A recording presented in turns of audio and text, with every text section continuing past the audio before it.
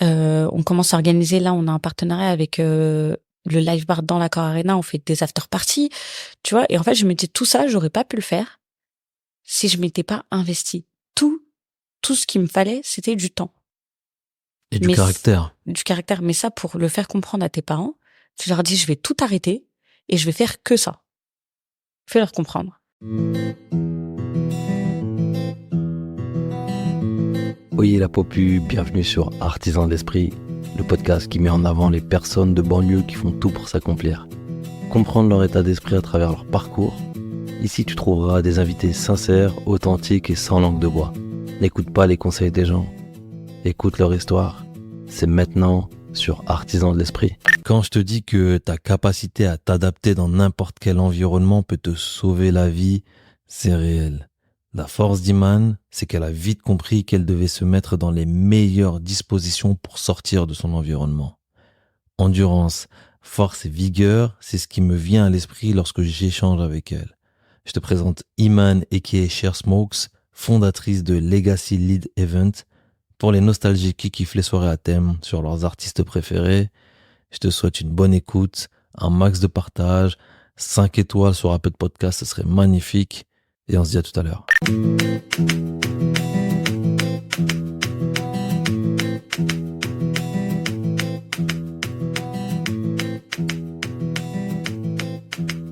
Est-ce que je peux faire de la SMR? Non, je rigole. Tu veux kiffer un peu? Je suis de la SMR. Non, ça me répugne. Ça me répugne. Ok. Bon, Iman, bienvenue dans le podcast. Bienvenue chez Artisans de l'Esprit. Merci. Eh ben, avec plaisir. Tu connais la première question? Mais je te laisse la poser. Ouais. Vas-y. Sans tricher. Ok. Si tu devais écouter ton cœur là, Ouais. comment il va?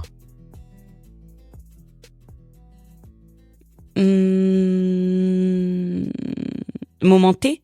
Momenté, ça va. ok. Momenté, ça va. Bien, là.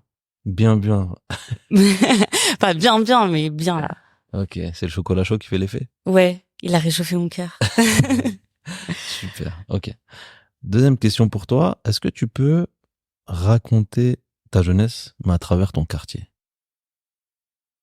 Ma jeunesse à travers mon quartier. En fait, moi, j'ai déménagé 3 fois entre, on va dire, ma naissance et mes 9 ans. Je suis née à Bondy. Mais c'est compliqué dans le sens où j'ai pas de souvenirs avant mes 6 ans. C'est pas grave. J'en ai aucun. Mais les premiers souvenirs que j'ai, c'est vraiment quand je suis passée de Drancy à Creil. Je suis partie vivre à Creil pendant 3 ans, donc de mes 6 à mes 9 ans. Et là, je dois te parler de Creil, du coup, plus particulièrement. Mais là, ça me surprend, là, t'es une meuf du 60. Non, je suis pas une meuf du 60 parce que mes parents avaient donc la maison dans le 93 à Drancy. Et mon père est boucher. Et il avait ouvert une boucherie à Creil, donc on est parti avec lui. On est parti vivre dans le 60 pendant 3 ans et après on est rentré à Drancy. Et depuis mes 9 ans, du coup, je suis tout le temps restée à Drancy. Juste, je suis née à Bondy. On avait une première maison sur Drancy, puis on est reparti dans la maison principale. Et Creil, ce que je vois aujourd'hui de Creil, c'est pas le Creil que moi j'ai vécu. Raconte. Parce que c'est toute mon enfance. J'avais ma meilleure amie, on me prenait pour des jumelles. C'était trop bien, en fait, surtout des 6 aux 9 ans. Et je trouve que c'était le moment parfait pour revenir à Drancy. À Drancy où, en fait, j'ai tout construit. J'étais pas une fille qui traînait vraiment dans Drancy. J'étais pas une fille qui sortait beaucoup, tout simplement. Tu vois, j'avais mon école primaire qui était à l'angle de chez moi. La maternelle, elle était au bout de la rue. Le collège, il était à gauche. Et le lycée, il était allé à 10 minutes à pied, tu vois. Donc, j'ai fréquenté les mêmes personnes, les mêmes endroits. C'est juste... c'est pour moi, Drancy, c'est tout... Drancy, Bobigny, Blanc-Ménil, Le Bourget, tout ça, tout est ensemble, en fait, tu vois. D'accord. Et on a grandi vraiment avec toutes les mêmes personnes et tout. Et franchement, t'as beaucoup de gens qui me disent, est-ce que t'aimerais changer de lieu, etc. Et je réponds toujours non. J'aime trop là où je suis. Et je pense que j'ai trop d'attache on va dire, soit aux souvenirs, soit aux gens que j'ai fréquentés, soit à mes habitudes peut-être. Ouais. Et non, si je dois décrire mon enfance sur le quartier en lui-même, je dirais habitude et sérénité. Ok. Sur là où je me suis retrouvée, en tout cas là où j'ai vécu et là où j'ai grandi. Pourquoi habitude et sérénité aussi? Euh, Parce que pour moi, c'est une sorte de safe place, dans le sens où je connais les gens, je connais les endroits, et je suis quelqu'un qui aime beaucoup voyager, mais je serais pas capable de partir 1 an, 2 ans, 3 ans sans jamais revenir ici. Tu vois, je sais que en gros, mon pied à terre, il est à Drancy. Tu vois, D'accord. mon pied à terre, il est à Drancy, et je parle pas forcément de la vie de famille, la vie avec les amis, etc. Mais c'est vraiment, tu vois, il y a rien qui est comme la maison, et pour moi, la maison, c'est là, en fait. Est-ce que tu as une anecdote ou quelque chose qui t'a construit durant ta jeunesse? Euh, Là, on passe sur la partie la moins sympa. Je pense que ce qui m'a construit, et ça doit être le cas de beaucoup, c'est le foyer dans lequel j'ai grandi. Parce que ça m'a appris beaucoup de choses et ça m'a fait évoluer sur beaucoup de points. J'ai dû prendre en maturité relativement tôt. J'ai pas grandi dans le foyer le plus joyeux du monde, mais c'est vraiment ce qui m'a construit, ce qui m'a permis d'évoluer, qui m'a vraiment impacté dans ma vie, et où j'ai appris chaque étape de la vie, même si je ne le voulais pas forcément, tu vois. Donc ouais, je pense que c'est vraiment le foyer en lui-même. D'accord. Donc tu grandis beaucoup plus vite que prévu. Ouais, Et je suis la seule fille. On n'est que deux. J'ai un grand frère, mais on a 1 an moins 9 jours de différence. On a grandi comme des jumeaux. Surtout que lui, il a retapé sa seconde. Donc quand je suis arrivée en seconde, on était en même temps. On a fait croire à tout le monde qu'on était jumeaux pendant toute la période du lycée. Et ouais, je suis la seule fille. Surtout dans un foyer maghrébin, c'est compliqué quand t'as un grand frère. Pas dans le sens où mon grand frère, c'était le cliché type, pas du tout, au contraire. Mais il avait le droit à certaines choses que moi, j'avais pas le droit, etc., machin. Donc, ouais, t'as pas d'autre choix que de grandir plus vite que prévu, en fait. ouais, je vois. Et justement, comment t'étais à l'école? Ultra studieuse. J'étais grave studieuse et j'aime trop l'école. C'était quoi tes matières préférées? Alors, étonnamment, j'ai fait L, mais j'aimais trop les maths. Ok. J'aimais les maths, le théâtre et histoire géo, j'aimais beaucoup aussi. Et j'aimais beaucoup la physique chimie aussi, mais au collège. Franchement, j'avais pas de, je sais pas, c'est assez aléatoire. Je pense que ça dépendait beaucoup des Bien professeurs sûr. et de la méthode d'apprentissage, parce que bah, j'étais studieuse, j'aimais l'école, etc. Donc j'allais avoir moins d'attache avec certaines matières, certaines années en fonction des professeurs. Mais sinon, en général, j'aimais les maths parce que c'est que des exercices de logique, en fait, et j'aime trop la De logique. toute façon, les maths, c'est soit t'aimes pas. Y a Ouais. pas de... En fait, c'est même pas que ça, c'est que même, je pense que t'aimes pas si t'as pas de logique, parce que c'est un exercice mental trop compliqué, tu vois. Ouais. Et j'ai été face à des amis qui, je leur dis, mais c'est logique, et mais je comprends pas. Là, je me dis, mais en fait, tu peux pas l'imposer à quelqu'un. L'histoire géo, parce qu'en fait, bah c'est que t'apprends, en fait, t'apprends tout le temps. La philo, c'était cool aussi. La philo, c'était cool, mais malheureusement, j'ai pas eu une prof qui était relativement présente, donc j'en ai pas fait assez. Et le théâtre, j'aimais trop, parce que j'ai toujours été dans tout ce qui est art, etc. Donc, je m'étais même rajouté un supplément théâtre, tu vois. Ouais. Donc, ouais, théâtre. Donc c'est à ce moment-là où tu rentres dans le théâtre, j'imagine? Ou Non, tu je le suis découvres rentrée avant? avant. Comment J'ai fait du ça s'est fait? conservatoire. Ok. Je suis rentrée au conservatoire à 5 ans et demi. 5 ans et demi. Ouais, Donc ça, c'est les parents qui t'ont... ouais, quand Mhm. j'étais à Creil, avant mes 6 ans, parce que tu rentres en septembre et je suis née en novembre. Ouais. Donc, ils m'ont inscrit au piano à 5 ans et demi. Et en fait, sur les premières années, t'es obligé de faire chorale. Donc, t'es obligé d'avoir soit la chorale, soit la danse et autre chose, tu vois. Donc, moi, les premières années, j'avais que la chorale. Et quand je suis arrivée à Drancy, j'ai rajouté le théâtre. Donc, en fait, quand j'ai été au lycée, j'avais déjà 8 ans de théâtre derrière moi. Ok. Pardon. J'avais déjà 8 ans de théâtre derrière moi.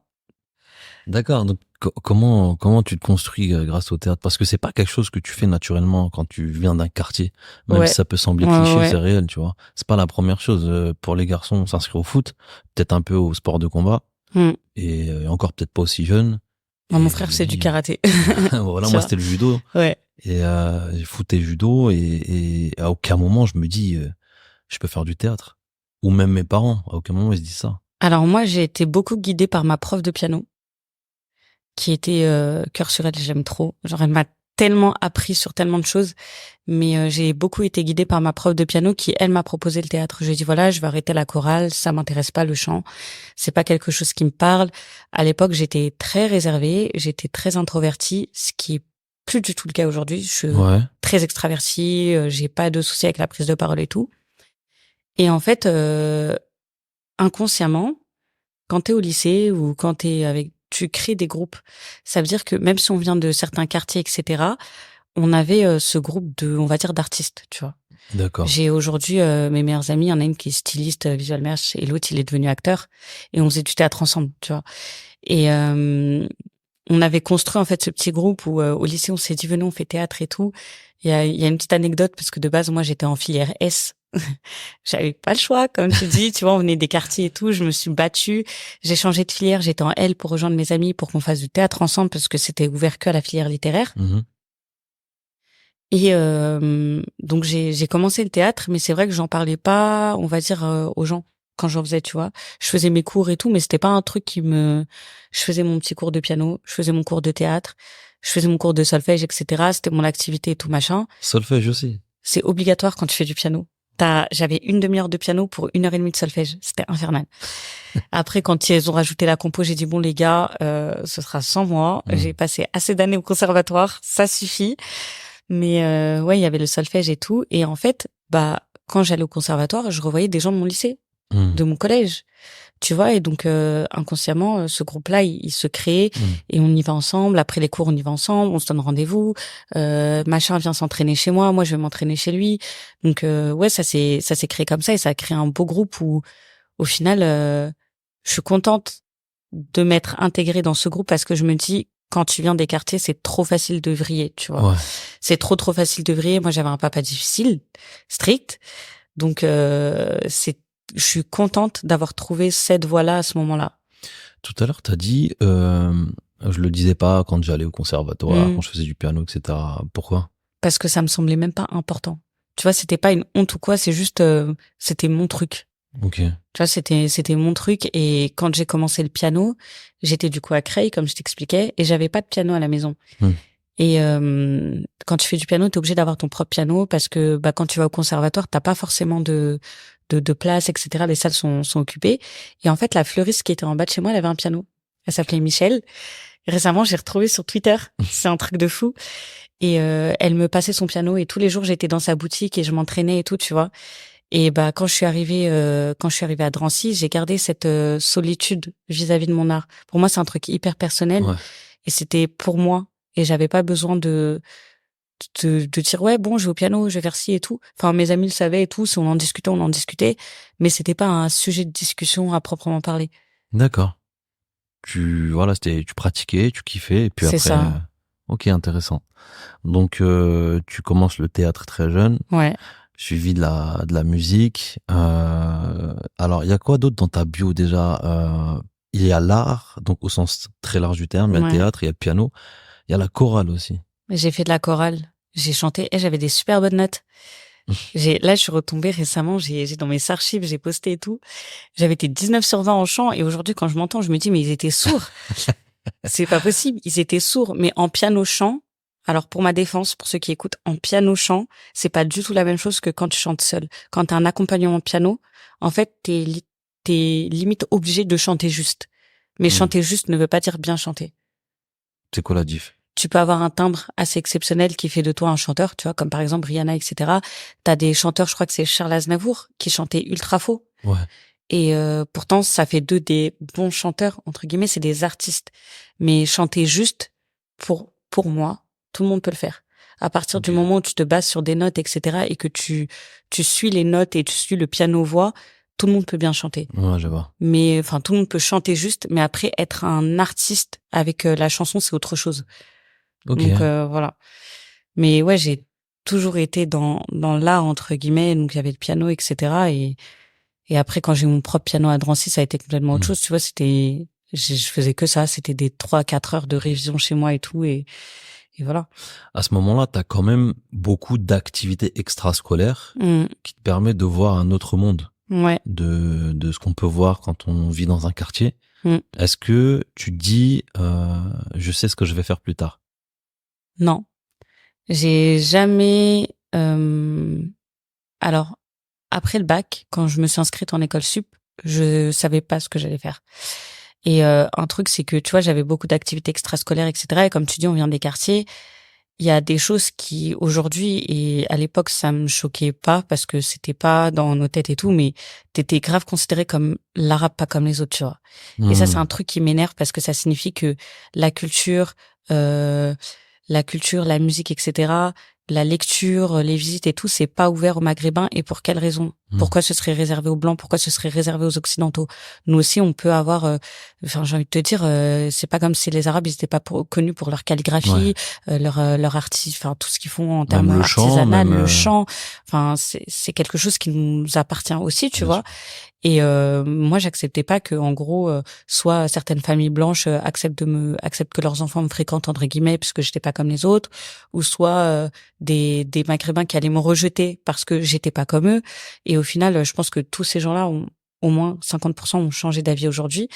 Mais ouais, j'étais pareil. J'avais ma période à l'époque, 2004. 2010, c'était la période One Direction et tout, tu vois, je suis rentrée dans une phase où vraiment c'était la musique. La musique, l'art.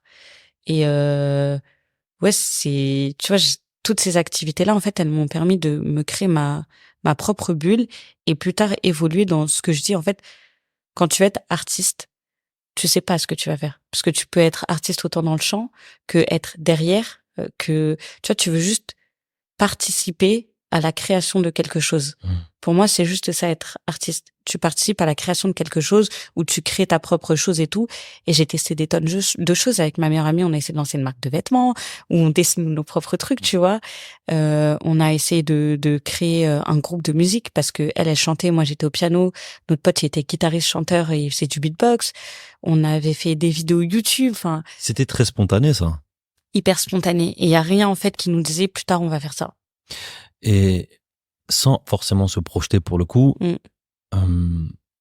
avec le côté très spontané aussi, est-ce que vous aviez des références? T'as parlé de One Direction, mais plus des références arabes ou arabo-musulmanes? Moi, à cette époque, non. Ma référence, c'était Alicia Keys. Ah. C'était Alicia Keys. Après, mon père, il a beaucoup grandi avec Rouisha. Je sais pas si tu connais. C'est un chanteur marocain, il est décédé. Et mon père, il avait, tu sais, les petites guitares, je crois qu'il a encore, les petites guitares marocaines avec seulement trois cordes. Ouais. Et à chaque fois que j'allais au Maroc, en fait, parce que j'allais au Maroc tous les ans, ça c'était obligatoire. À l'époque, c'était 2 mois, voire 3 mois quand on débordait sur la période scolaire. C'était 3 mois. Et aujourd'hui, j'ai gardé cette attache où je peux pas ne pas aller au Maroc au moins une fois par an. C'est obligé pour moi. Tu vois, ça reste mon chez moi, même s'ils aiment bien nous appeler les Zmekri, l'image, tout ce que tu veux. C'est pas grave. On est des Zmekri ici, on est des Zmekri là-bas. Tu vois, il y a aussi cette part de, tu sais pas réellement où est ta place. Mais, à l'heure actuelle, en fait, je me rends compte que j'écoute beaucoup plus de musique arabe qu'à l'époque. Je suis beaucoup plus attachée à la culture marocaine et orientale et maghrébine qu'à l'époque. Et en fait, je me reconnais pas forcément dans certaines cultures occidentales, mais en fait, on est à 50-50. Je peux pas mentir et dire que je me retrouve à 100% dans la culture au Maroc. Bah, moi, j'aurais plutôt dit, on est à 2 fois 100%. En vrai. En fait, on est à 2 fois, oui et non, parce que, tu sais, je pense que on a pris certaines habitudes en France qu'on peut pas avoir forcément, au Maroc. Enfin, là, le Maroc a beaucoup évolué, donc c'est quasi pareil. Et inversement, quand t'as grandi dans la culture marocaine, mais oui, y a des à trucs Bobigny, ça faisait des photos à la plage en Rostand, tu vois. Donc, au final, je me dis que j'ai pas non plus grandi avec une culture hyper occidentale, mais à l'époque, tu le voyais pas. Donc, j'avais pas ça comme référence, mais ma référence, en fait, c'était ma famille. Voilà. C'était ma famille, donc j'avais pas d'artiste, j'avais pas de, tu vois, j'ai grandi avec une culture hyper occidentale sur l'aspect artiste, mais hyper maghrébine sur l'aspect famille. C'est-à-dire que j'avais mes tantes, il y avait la musique, il y avait les plats. Enfin, nous, tu vois, la majorité, s'il y a pas au moins 2 fois par semaine un tagine ou un couscous, c'est pas normal, Ça n'a tu pas vois. de sens. Ça n'a pas de sens. Tu vois, on est chez nous. Ouais. Dès que j'avais des copines blanches, je les invitais à nous regarder manger avec les mains. Pour moi, c'était normal. Ouais. Et anecdote que ma mère m'a racontée, moi, je m'en souviens pas parce que comme je t'ai dit, j'ai pas de souvenirs avant mes 6 ans. Mes parents m'ont appris le marocain en premier. D'accord. Ils m'ont dit, quand tu vas aller à l'école, tu vas apprendre le français. Le marocain, si tu l'apprends pas maintenant, c'est fini. Donc aujourd'hui, je parle couramment le dialecte marocain. Est-ce que tu allais à l'école arabe? Ils ont jamais voulu m'inscrire. Okay. Tu sais que c'est fou ça, mais ça c'est mon père, il était trop bizarre sur ça. Bref, j'ai demandé en plus de faire l'école arabe et tout. Par contre, je me suis inscrite assez tardivement, mais en fait l'arabe c'est une langue tellement difficile que quand j'ai été inscrite à 13 ans, c'était limite impossible pour moi de l'apprendre. J'ai essayé, mais le dialecte marocain ou même l'écrire avec des 7, des 3, tout ce que tu veux, je te le fais. Et je suis arrivée en maternelle, premier jour. Et en fait, on se met à la cantine et là, je tape une crise de larmes et je commence à crier « Je veux pas ma técha !» Et je crie « Je veux pas ma técha !» Là, je crie. Et là, je pleure. Et ils sont en train de chercher la seule Algérienne de l'école, de la maternelle. Viens. Je crois qu'elle s'appelait Malika. Je sais plus, Malika ou Nadia. Viens, s'il te plaît, qu'est-ce qu'elle a et tout. Il la ramène, elle me retire la tomate. Et là, je commence à manger. Ils ont dit, mais c'était que ça. Et en fait, tu vois, genre, je me rends compte que finalement, ça veut dire que mes parents ont quand même appris ça dès le début. Et après, j'ai commencé à parler français, c'est normal. Mais mes parents, dès mon plus jeune âge, ils m'ont dit, tu vas parler arabe, etc., etc. Et je le regrette pas. Parce que je vois aujourd'hui des amis qui ont mon âge qui me disent, j'aurais tellement aimé que mes parents me l'apprennent. Et il y a aussi ce déni de certains parents qui veulent pas, en gros, qu'on soit associé, on va dire, à l'immigration ou je ne sais quoi. Mais en fait, les gars, dans tous les cas, on est des Arabes pour eux. Donc, à ce moment, essayez de garder au moins un minimum de votre identité, tu vois. Et je suis contente puisque eux, ils regrettent de pas parler la langue et me demandent de leur apprendre. Et moi, je me dis, j'ai tellement de chance de l'avoir appris, tu vois, et d'avoir gardé ces racines-là. Bien sûr, c'est important, ça fait partie de nous, il faut pas oublier en fait. C'est ça. Pour moi les anecdotes que j'ai quand je vais au Maroc, c'est même quand j'étais ado, des fois je rencontrais d'autres Français franco-marocains comme moi, mais ils alignaient pas un mot en marocain ou en arabe et je trouvais ça surprenant. Moi je disais pas que je parlais de manière très fluide, mais j'arrive à me débrouiller. Et le fait que les personnes fassent même pas l'effort d'eux, c'est ça. Je trouvais ça un peu Après, dommage. Ça, c'est les parents, tu vois, c'est les parents. Et j'avais discuté avec là par exemple, j'ai ma petite cousine, c'est pareil, genre ses parents lui parlent pas arabe et elle me dit, elle a 15 ans et elle me dit j'ai envie d'apprendre. Elle me dit j'ai envie d'apprendre, mais ils veulent pas me parler arabe. Pourquoi? Parce que on est en France. Mais rien ne t'empêche. Pourquoi tu peux apprendre l'anglais, tu peux apprendre l'espagnol et tu peux pas apprendre l'arabe? Quel est le problème avec l'arabe? Tu vois? Surtout que l'arabe aujourd'hui, pour moi, c'est une langue qui est hyper importante. Si on parle de l'arabe littéraire, et c'est un minimum. Et commencer par ton dialecte, c'est déjà une première étape. Donc non, j'ai toujours eu cette attache aux racines quand j'étais petite, mais pas sur le plan, on va dire réellement artistique ou de référence. Où je me projetais, tu vois. Voilà. J'avais une question, mais je l'ai perdue. La question, c'était liée un petit peu à tout ce que tu dis depuis tout à l'heure, notamment à la fois ta double culture, mais aussi au fait de pas se sentir parfois intégré ou se sentir jugé parce que tu t'orientes vers un autre univers qui n'est pas forcément l'univers des quartiers, et inversement les parents qui acceptent que tu traînes avec leurs enfants parce que tu es différente des autres de quartier. Ce qui m'étonne, c'est que visiblement tu l'as quand même tu t'en es rendu compte très tôt, ou peut-être même sur le moment. Comment tu fais pour pas réagir d'une certaine façon émotionnellement et te confronter à ça d'une certaine manière? Alors, première chose, c'est que moi j'ai un problème avec le concept d'intégration. J'estime qu'on n'a pas à s'intégrer. On va pas demander à des blancs de s'intégrer dans notre culture à nous, tu vois. Notre culture, là à ce moment-là, je parle de la culture maghrébine. Pourquoi on devrait s'intégrer? S'intégrer, ça implique que tout ce qu'on cite depuis tout à l'heure, ça fait pas partie de nous. C'est-à-dire que si je décide de dire je m'intègre parce que je fais de la musique, parce que je vais à la bibliothèque, parce que je vais au cinéma, parce que je vais à des concerts, parce que je danse, parce que je chante, ça implique que, en tant que maghrébine, normalement, je ne suis pas censée faire ça. Donc, le concept d'intégration, moi, je le pars. J'estime juste qu'on est tous des êtres humains individuels avec nos hobbies, nos passions, c'est la même chose. Avec nos passions, avec ce qu'on aime, ce qu'on n'aime pas, les plats qu'on aime, les plats qu'on n'aime pas. C'est pas parce que je suis maghrébine que je suis obligée d'aimer le couscous. C'est pas parce que je suis italienne que je suis obligée d'aimer les pâtes. Tu vois. Donc le concept d'intégration pour moi, il a rien à faire là. Donc déjà quand je pars de ce principe-là, quand on me dit ouais t'es une arabe pas comme les autres, tu vois. Et ça on me l'a vraiment sorti mot pour mot. Et c'était mon ancienne meilleure pote du lycée. C'était une blanche. Ses parents ultra racistes. Mon père, il était boucher, il leur offrait des merguez. Il disait mais si c'est halal, j'en veux pas. Mais Imen, on l'accepte parce qu'elle est éduquée, parce qu'elle est pas comme les autres et tout. Et un jour, quand cette fille m'a dit ça, je lui ai dit écoute, je pense que toi et moi, on n'a rien à se dire à partir du moment où tu es d'accord avec ce qu'ils disent. Elle me dit mais je suis pas d'accord. Moi, tu sais que je suis pas raciste, etc., etc. Donc, je lui ai dit d'accord, mais tu sais que ce que tu es en train de me dire, c'est une forme de racisme.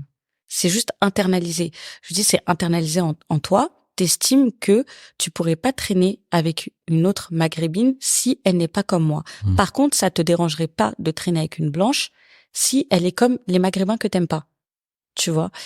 Et j'ai jamais été dans la confrontation pure. Pour moi, dès lors où on n'a pas de point commun, où on n'est pas fait pour s'entendre, où tu vas avoir des discours qui ne me plaisent pas et que tu refuses de réfléchir, malgré mes explications, tu fais ta vie, je fais la mienne, tu vois. Et plus tard, cette fille, elle est revenue, tu vois. Elle est revenue et comme je dis, c'était une forme de racisme internalisé parce que elle sortait qu'avec des rebeux. Aujourd'hui, elle est paxée avec un blanc. Ok. Tu vois, elle sortait qu'avec des rebeux, donc je pense qu'il y avait aussi, tu vois, ce truc du fantasme un peu, du fantasme, du fétichisme, etc. Ouais. Donc quand c'était des hommes, ça la dérangeait pas parce que c'est l'homme viril, c'est l'homme qui te donne des ordres, c'est celui qui va te donner une claque si t'es pas contente. Dans les clichés quoi. Le cliché total. Par contre, venant d'une femme, et là je vais utiliser un terme dur et que on n'est pas censé utiliser, c'est soit la beurette, soit l'arabe pas comme les autres. Ouais, ok. Donc, pour elle, il n'y avait pas d'entre-deux. Soit t'étais une beurette, soit t'étais une arabe pas comme les autres. La beurette, c'est une forme de racisme. C'est du racisme. C'est pur. Parce que, à partir du moment où tu vas décrire une femme, quelle que soit son origine, par un cliché de la maghrébine, c'est du racisme. Et aujourd'hui, elle a fait retour sur tout ça. Elle est pas que ça avec un blanc, elle a un enfant, etc., machin. Et on en avait discuté et tout. Et tu vois, elle a plus du tout cette mentalité. Donc, les gens se déconstruisent progressivement. Et pour moi, il faut laisser le temps aux gens. Parce que on a un libre arbitre, mais quand tu grandis avec ta famille, etc., t'as tendance à répéter ce qu'ils disent. Et c'est que en grandissant que tu te déconstruis. Donc moi, j'entre pas dans la confrontation ou pas. Mais du coup, j'entre pas dans la confrontation avec ces gens. Tu vois, j'ai aucun intérêt. J'ai ma vie, j'ai mon truc à faire, je le fais. C'est tout ce qui m'importe. Parce que ces gens-là, en fait, s'ils ont aucun impact dans ma vie, je vais pas me prendre la tête. J'ai pas assez d'énergie à donner aux gens qui ne m'en apportent pas et qui ne m'apportent rien. Et c'est ok de dire, si tu m'apportes rien, je te veux pas. C'est ok. Et les gens, ils ont ce problème de dire, ouais, mais moi, je suis pas là pour qu'on m'apporte et tout machin. Arrête. Stop. Arrête de mentir, tu vois. Ouais. On est tous là pour s'aider mutuellement, tu vois. Moi, je t'apporte, toi, tu m'apportes. Et si au bout d'un moment, tout ce que tu fais, c'est me faire reculer, au revoir, tu vois. Salam, c'est tout. On dit. Vraiment, salam. C'est tout. Donc, voilà. Ok. Donc tu te construis, tu grandis avec une certaine maturité quand même, consciente qu'il y a déjà pas mal de freins extérieurs qui peuvent t'empêcher d'aller là où tu veux aller, même si tu sais pas forcément où tu veux aller. Bah, le premier frein, ça a été mon père, hein. Parce que, comme je t'ai expliqué, de base, je devais aller en S. Ouais. J'étais studieuse, j'étais acceptée dans les 3 filières. Donc mon père, il a pris mon truc, il a mis S. Premier trimestre, je crois, c'est le premier trimestre où tu choisis, et deuxième trimestre, c'est la validation totale. Ou c'est deuxième et troisième, je sais plus, bref. Et il m'a mis S, et je lui ai dit, mais je veux pas. Je lui ai dit, je veux aller en L. Il m'a dit, c'est hors de question, qu'est-ce que tu vas faire en L? Et il m'a dit, tu vas devenir médecin, tu vas devenir ingénieur, tu vas faire comme tes cousins.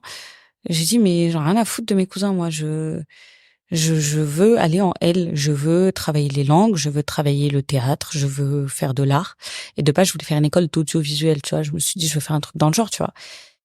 Et il m'a dit non. Donc moi, je vais toquer à la porte de ma prof principale, qui était ma prof de maths. Je lui dis, est-ce que vous pouvez me refuser la S, s'il vous plaît? Elle me dit, mais Imen, je ne peux pas, tu as 17 en maths. J'ai dit, bah, faut faire quoi? Elle m'a dit, bah... J'ai dit, ok, deuxième trimestre, T'es descendu à combien? 12? 9. 9 en maths. Sciences, pareil. Rien à foutre, je rendais rien. Et du coup, ils m'ont refusé la S. Mais ils ont dit, vu qu'on connaît les capacités de base humaine, on lui laisse l'AES. Ah ouais, jusqu'au bout quand même. Donc mon père me coche l'AES, je rentre en ES. Mon père part au Maroc une semaine après. On était dans un lycée de secteur du 93. Vraiment, j'ai toqué à la porte du CPE, j'ai dit je vais aller en L, il m'a dit ok. Génial. Je vais en L et je l'ai pas dit à mon père. Donc mon père, tu sais, c'est genre il te donne, il te dit ouais tu vas ça et tout, mais en vrai il sait même pas ce que tu fais, il sait même pas ce que. Bref, donc j'étais en L et en fait vers la fin d'année je dis à mon père au fait je suis en L. Et tu sais ce qu'il me dit? Il me dit ouais si je voulais pas de taille en L c'est parce que moi-même j'ai fait L. Je dis ah mais alors toi? Il m'a dit ouais je sais ce que c'est et tout. Moi aussi je faisais que des langues, je faisais de l'art et tout machin. Ben je t'ai dit il faisait un peu de musique, il était intéressé par les langues, par l'art et tout. Et en fait il voulait pas que je fasse comme lui parce que lui il a pas réussi dans cette branche. Il rejette son échec sur moi, tu vois. Ouais, mais c'est aussi une forme de bienveillance, même si elle est pas forcément bien placée, c'est une forme de bienveillance parce qu'ils veulent pas que tu souffres. machin. C'est l'attitude des parents. Mais je pense que si j'avais fait S ou ES, actuellement, j'en serais pas là. 100%. C'est sûr. 100%. Mais voilà. À ce moment donné, là, est-ce que t'es fier de toi? Là, ouais. Là, en voyant ce que j'ai accompli, je pense pas être au max. Et il y a encore plein de trucs sur lesquels je suis pas, j'estime pas être là bien, tu vois. Il y a encore beaucoup de choses à faire évoluer et tout. Mais on va dire sur la manière dont je progresse, c'est une fierté, tu vois. Et est-ce que tu te conditionnes pour l'après, justement, par rapport à ces trucs que tu fais pas encore bien? Ouais. Si, je bosse beaucoup sur moi. Déjà, j'ai commencé à être plus exigeante, pas envers moi, mais envers les autres, parce que je laissais beaucoup passer énormément de choses. Et c'est en créant une société que j'ai compris que tu peux pas, en fait. Comment ça envers les autres? Par rapport à ce que les autres peuvent t'apporter ou te demandent, c'est ça? Ou comment ils peuvent me faire reculer ou me mettre dans de mauvaises situations s'ils s'impliquent pas autant que moi et tout. Tu vois, je me suis dit, en fait, il faut avoir un seuil d'exigence envers les autres. Et ce seuil d'exigence, pardon, c'est celui que je me donne à moi, tu vois. Donc pourquoi je suis exigeante envers moi-même et aussi soft envers les autres? Ces gens-là, en fait, à partir du moment où ils travaillent avec moi, faut bien que ils donnent autant que moi, tu vois. Et j'avais pas ce seuil d'exigence et là je l'ai et je sais que ça va faire évoluer les points sur lesquels je suis encore un peu fébrile, tu vois. Donc voilà. Donc tu te rends compte que au fond tu as ce que tu tolères. Exactement. Cool. Ça va pour l'instant? Ouais, ça va. Ça va, ça va. Très bien. Une fois que tu arrives, t'as ton bac, tu arrives à l'université, tu fais des grandes études. Comment ça se passe? Alors j'ai fait une école post-bac. En vrai, comme je t'expliquais, quand j'ai fini mes études, je savais pas où aller parce que mes parents, ils voulaient pas que je fasse une école d'audiovisuel. Pour eux, c'était pas un vrai métier, tout ça. J'avais commencé donc déjà à faire un peu de photos, de vidéos, ça me plaisait, tu vois. Et j'avais pas ce côté où j'aimais être face caméra. Donc j'aimais pas me montrer, etc. Je faisais du théâtre, mais c'était de la scène. Tu vois, c'est de la scène et j'aimais beaucoup la scène, mais j'aimais pas devoir être face cam ou des choses comme ça. J'aimais créer, surtout créer pour les autres et tout. Donc je voulais faire une école d'audiovisuel, être scénariste ou je savais pas encore, mais je voulais faire ça. Et pour mes parents, c'était no way. Je me suis inscrite dans des facs random. J'étais acceptée à Marne-la-Vallée. J'ai dit écoute-moi bien maman, écoute-moi bien papa. T'es beaucoup dans la menace, toi, j'ai remarqué. Oui, j'ai dit c'est très simple. Là, si je rentre à Marne-la-Vallée, je fais une année sabbatique et je retourne pas à l'école. Je dis Marne-la-Vallée, tu te rends compte, c'est doux par rapport à Bobigny. Je dis, qui va faire ça? Je vais passer plus de temps dans les transports qu'à l'école. Et finalement, ma cousine était à l'ISG, Business Finance, et elle m'a dit ils ont une filière marketing communication. Aujourd'hui, si j'ai une recommandation, allez pas en marketing communication, c'est bouché, y a rien à faire. Voilà, ou alors faites vraiment une grande école, tu vois. Mais les écoles post-bac, pour moi, ça rime à rien. Mais à mon époque, c'était la transition avec vraiment le full digital et tout ça. Donc ça allait. Donc on arrive en juin et je m'inscris dans cette école. Donc c'était vraiment last minute, tu vois. Et je me suis dit, en vrai, humaine, t'es studieuse. Donc fais tes 5 ans, ça passe vite. Et j'ai eu cette chance. Je suis grave sociable, tu vois. Et j'ai eu cette chance de me créer directement mon petit groupe à l'école. Et on a monté un BDE ensemble. Pourquoi tu parles de chance? Parce que j'ai vu des gens pas assez bien s'intégrer dans des groupes d'amis. Et je sais que moi, j'ai trouvé des gens qui avaient les mêmes valeurs que moi, et c'est compliqué. Moi, c'était 2015, quand je suis rentrée en école post-bac, d'avoir les mêmes valeurs et tout. Quand j'entre dans une école de commerce, que je suis une des seules musulmanes, et que ils sont tous en mode after work et tout machin, et que malgré ça, ils m'évincent pas. Tu vois ce que je veux dire? Ça veut dire que je sortais pas forcément avec eux. Ouais. Je refusais de boire, alors que pour eux directement week-end d'intégration, ouais, on va te faire boire et tout. J'ai dit non. Les gars, bonjour, je suis musulmane. En fait, personne va me faire boire. Et en fait, il y a eu ce truc où directement 3-4 personnes, ils ont dit mais respectez. Ok. Tu vois, respecter. Et ces mêmes gens, quand ils faisaient des soirées et tout, ils disaient ouais, mais le prends pas mal, si on t'invite pas, juste on sait que tu vas pas venir, tu vois. On fera d'autres trucs ensemble. Ils me proposaient de faire des trucs. Donc j'ai eu un groupe qui vraiment m'a permis de bien avancer sur les 5 ans, parce qu'au final j'ai passé mes 5 ans d'études avec le même groupe dans la même classe. D'accord. Et on a fait un BD ensemble, on a commencé à faire des trucs ensemble et tout. Donc vraiment c'est là où j'ai commencé aussi à me développer moi de manière créative, parce que je gérais la partie communication, il y avait une partie événementielle. Donc ouais, il y a eu ces 5 ans-là. Et pendant ces 5 ans, j'ai commencé à me lancer dans la photo et vidéo en freelance. Ok. C'est arrivé en 2017. Pourquoi la photo et la vidéo? Alors, Dans la continuité de ce que tu faisais à l'école, à la fac? à l'école, je créais. Tu vois, j'avais mon appareil photo, je faisais des petits trucs et tout, mais j'étais pas professionnelle. Et j'avais une cousine qui était photographe de mariage. Elle est tombée enceinte, elle m'a dit, je sais que t'es la seule à faire un peu de photos dans l'entourage, j'ai confiance en toi. Est-ce que tu veux me remplacer sur mon équipe? Parce que c'était une époque où, en gros, ça fonctionnait que par équipe. Et si tu perdais ton coéquipier, tu galérais à avoir des prestations.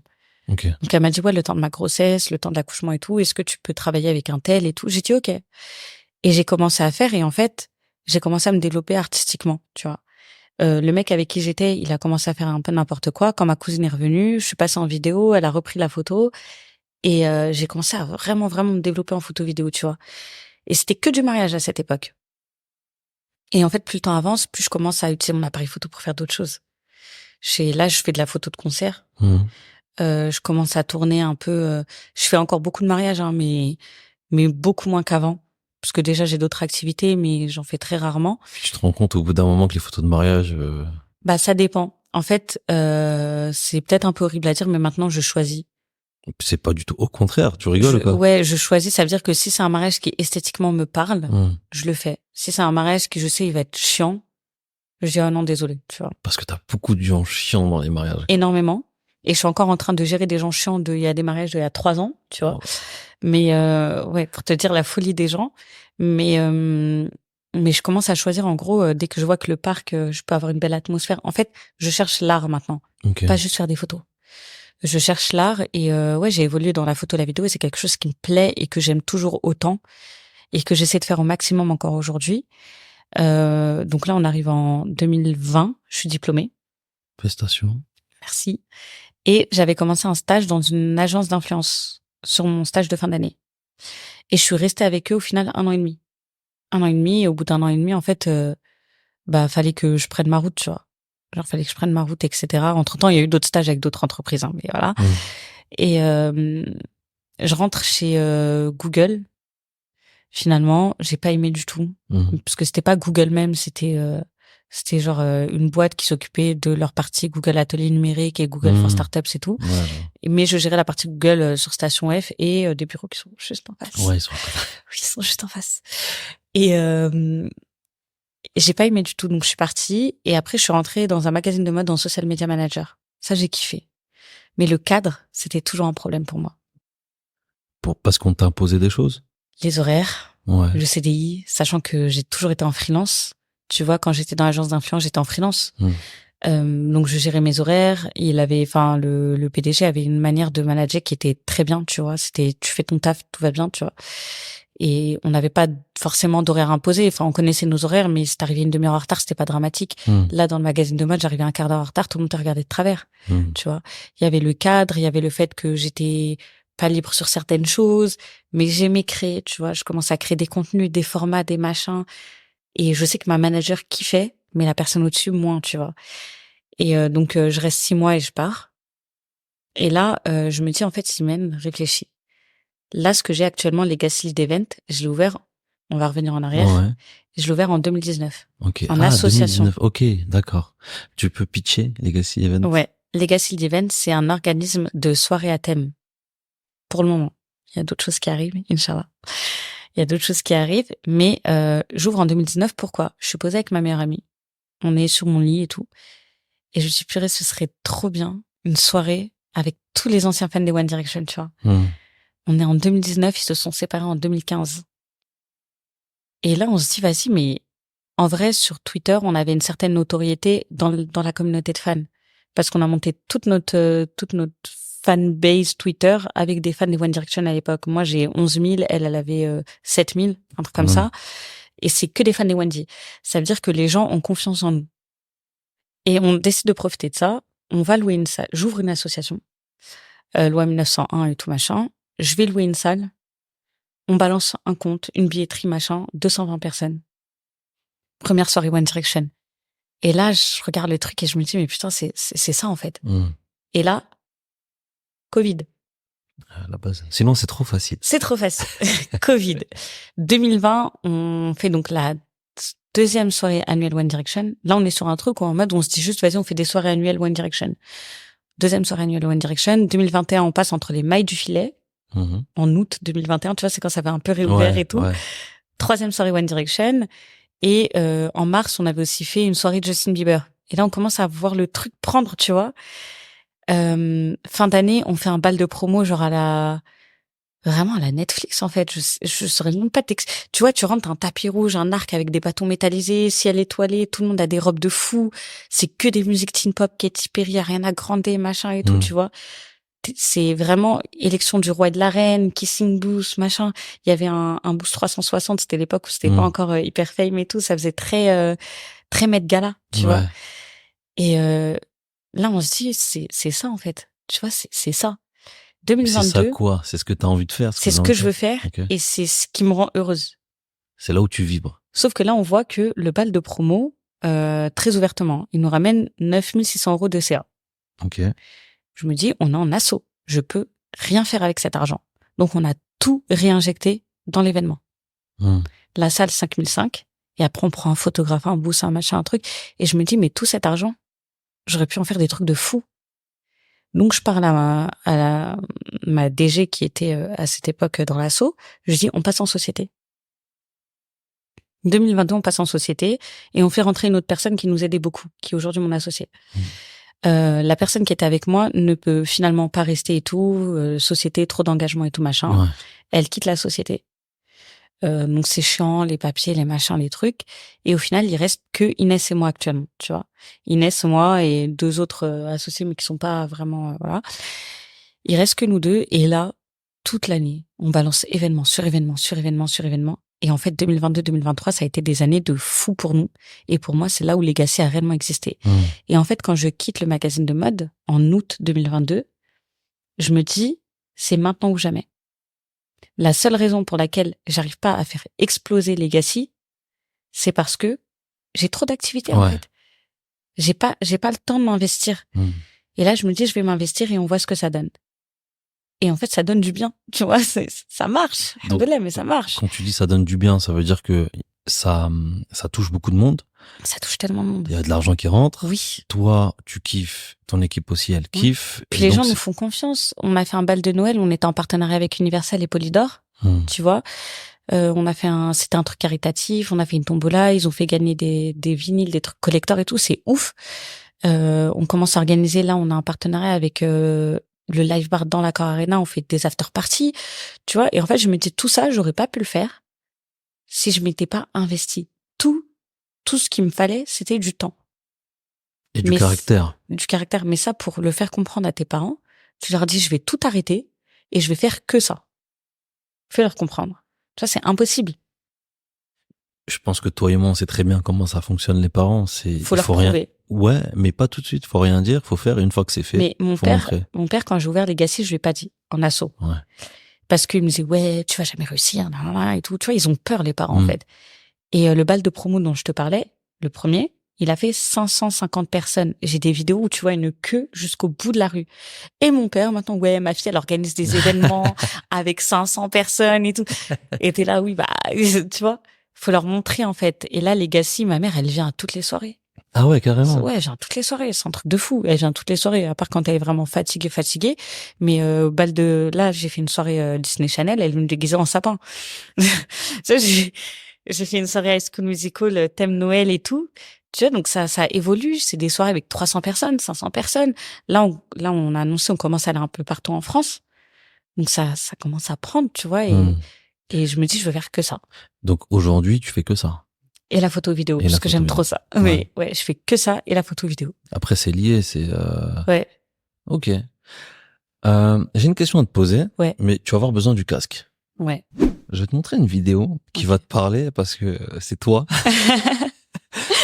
En fait, quand je suis parti sur ton Insta, il y a un réel qui m'a bien fait rire et c'est celui-là. C'est le truc. Attends, est-ce que je peux pré-shot? C'est celui où j'ai dit que je quête les gens? C'est grave ça. J'ai grave pré-shot. J'en étais sûre. Grave. 2023 arrive. Ouais. Ouais, j'en étais. Je vais trop pré-shot. Exactement. Du coup, je vais faire partager à tout le monde. Ouais. 2023 arrive et je ne vais faire la paix avec personne. On s'est fâché, on reste fâché. Merci. Donc là, on est en décembre 2023. Ouais. 2022 du coup. Ouais. Donc là maintenant tout de suite. Maintenant, ouais, là, décembre 2023. Donc il y a un an qui s'est écoulé. Est-ce que tu as tenu ton engagement? Oui. Parce qu'en fait, je m'adressais principalement à des gens que j'avais déjà cut out, tu vois, mais qui essaient forcément de revenir, de se faire pardonner, etc., etc.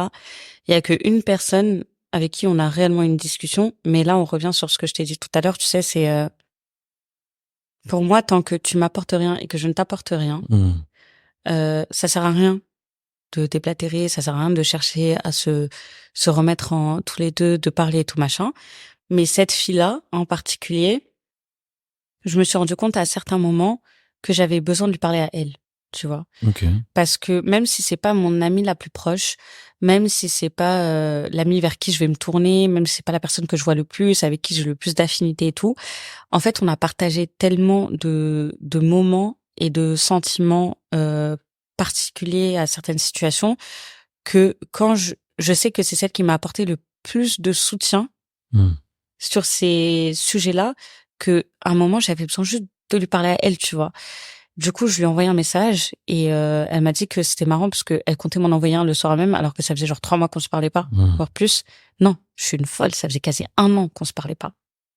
Ça faisait peut-être 7-8 mois, tu vois, qu'on se parlait pas et en fait, c'était que des quiproquos, tu vois. Et je me suis dit, je suis quand même assez grande pour pas entrer dans des guerres d'ego. Par contre, sur tout le reste, ouais, genre ça arrive. Et là, c'est pareil, 2024 arrive, je ne vais faire la paix avec personne. Tu vois, genre si t'es parti et c'est tout. Ok. Voilà. On arrive bientôt à la fin. Ouais. À chaque fin de podcast, d'échange, je fais un parallèle avec les cultures urbaines, au sens très très large du terme. Là, j'ai envie de te parler de Jim Carrey, qui est un très très très grand acteur que tu connais. Et tu sais, aux États-Unis, ils font ce truc où les grandes universités invitent des stars et tout pour qu'elles puissent leur donner de la force, de la motivation, etc. Et là, c'était au MUM Graduation en 2014. La peur sera un joueur dans votre vie, mais vous pouvez choisir à quel point. Vous pouvez passer toute votre vie à imaginer des fantômes et vous inquiéter du futur, mais la seule chose qui existe, c'est ce qui est en train de se passer ici et maintenant. Les décisions que nous prenons en ce moment même sont basées soit sur l'amour, soit sur la peur. Quand moi je vois toutes les décisions que tu as pu prendre dans ta vie, je me demande est-ce qu'elles ont été basées sur la peur ou sur l'amour? Je suis pas quelqu'un qui a peur. J'ai toujours suivi mon instinct. Si je crois en quelque chose, je le fais. Tu vois? Et j'ai pas peur des échecs. Donc jamais ça s'est basé sur la peur. Pour moi, c'est basé sur l'amour parce que si j'aime quelque chose, je vais tout faire pour atteindre cette chose-là, tu vois. J'ai pas peur des échecs. Je me suis déjà ramassée, tu vois. Avant d'ouvrir Legacy, j'avais un truc qui s'appelait Fancy Gang Event. Ça a pas marché. j'avais choisi la mauvaise personne, plein de choses comme ça, tu vois. C'est des échecs. Mais on n'apprend pas sans les échecs. Je pense pas que la vie, elle est faite d'une ligne droite. En plus, moi, j'ai un parcours ultra linéaire. Donc, c'est sûr que tôt ou tard, j'allais me casser la gueule, tu vois. Et peut-être que je vais me casser la gueule encore. Mais il faut pas en avoir peur. Il y a des soirées que j'ai dû annuler, j'ai fait des 16 ventes. Je vais faire quoi avec 16 ventes, tu vois? Et mais il faut pas avoir peur. Faut jamais avoir peur. Et si t'as peur, en fait, tu vas jamais avancer. C'est très simple parce que t'as peur, tu vas dire bon, il y a combien de chances que ça rate? Ben en fait, même s'il y a 10% de chances que ça réussisse et 90% de chances que ça rate, si ça va pas impacter ta vie trop, de manière trop nuisible, fais-le. Tu vois, fais-le. Et qui sait, sur 10%, moi, je compare ça à une maladie. Si tu dis, il y a 10% de chances que l'opération, elle fonctionne, mais 90% de chances qu'elle fonctionne pas, mais ça va rien faire si ça fonctionne pas, tu vois. Ouais. Bah, tu vas la faire. Bien Tu sûr. vas dire, il y a quand même 10% de chances que ça réussisse. Et ben, ça marche de la même manière pour les autres, pour tout, en fait. Si ça t'impacte pas dans le mal, faut pas avoir peur et il faut constamment avancer. Parce que c'est pas en ayant peur que tu vas avancer, en fait. C'est pas en ayant peur que tu vas, même, tu vois, pour les autres et l'image que tu renvoies aux autres, faut tout le temps être optimiste, faut tout le temps donner de la force, etc. Et non, moi, j'ai beaucoup avancé dans la peur quand j'étais petite. Beaucoup. Ok. Beaucoup avancé, j'avais peur. Et À quel niveau? Elle venait de qui? De quoi? du foyer. Ouais. Toujours, je reviens à ça. J'ai grandi, enfin, tu vois, je peux le dire, j'ai grandi dans un foyer violent, dans la peur. Et je pensais qu'en gros, j'étais vouée à faire ça, en fait. Tu vois, qu'il y avait pas d'échappatoire. Il y avait pas d'échappatoire et que ça allait être comme ça toute ma vie. Et en fait, un jour, tu te réveilles et tu te dis, mais si je décide de faire autrement aujourd'hui, comment ça va se passer? Et tu vois, j'ai imaginé toutes les possibilités. Si demain, je me retrouve à la rue et je me rends compte que j'ai créé tellement de liens forts, j'ai tellement grandi, j'ai tellement cherché à faire du mieux que même si demain, je me retrouve à la rue, je sais que je pourrais me relever, tu vois. Et il faut juste pas avoir peur. Et le jour où t'arrêtes d'avoir peur, crois-moi que toutes les portes s'ouvrent à toi.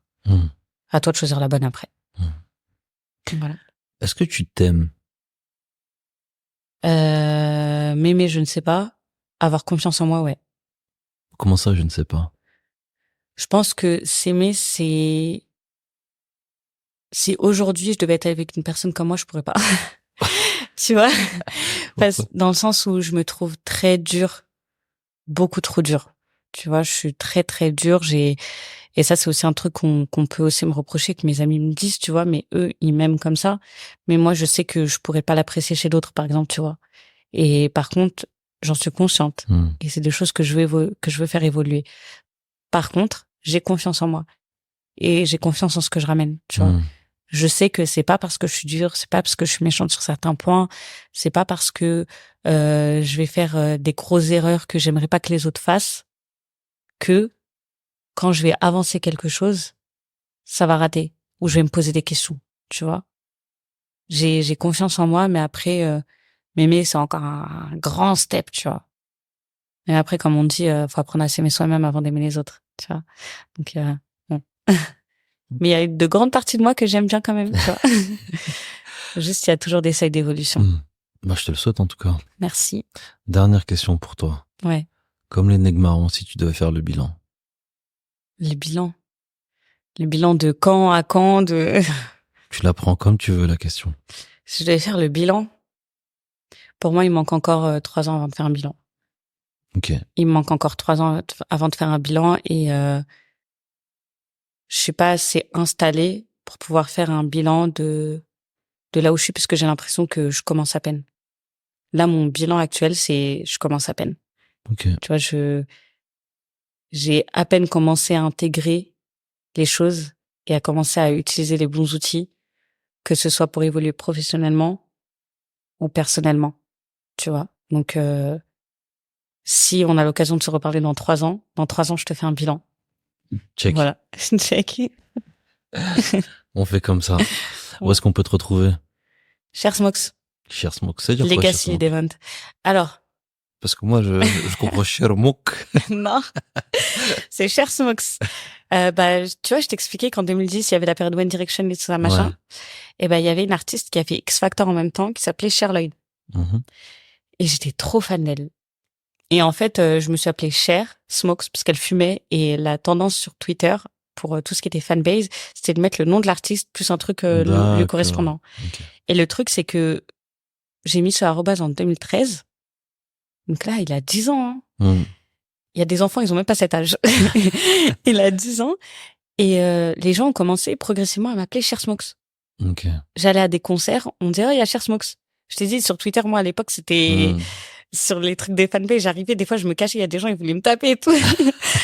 Mais ça disait, ouais, il y a Cher Smokes, il y a Cher Smokes. Et en fait, c'est resté comme ça.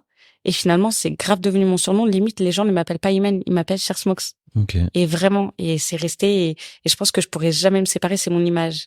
Très bien. C'est vraiment mon image. Et deuxième legacy lead event, voilà, on fait des soirées High School Musical, Disney Channel, One Direction, Justin Bieber, des balles, des after parties. Carrément, aujourd'hui, je sors de ma zone de confort, je vais faire une after party M Pokora, tu vois. Waouh. Donc, Waouh. donc c'est des choses, c'est nouveau, mais t'évolues Ouais. continuellement, tu vois. Donc, Eh ben, toutes les personnes qui désirent continuer d'alimenter leur âme d'enfant, c'est le moment d'aller. c'est exactement ça. C'est exactement ça. Merci à toi, Iman. Merci. Ce que je retiens, au même titre que le bonheur des gens n'a pas pour objectif de faire le malheur des autres, sois fier de tes origines et assume-les à 1000%.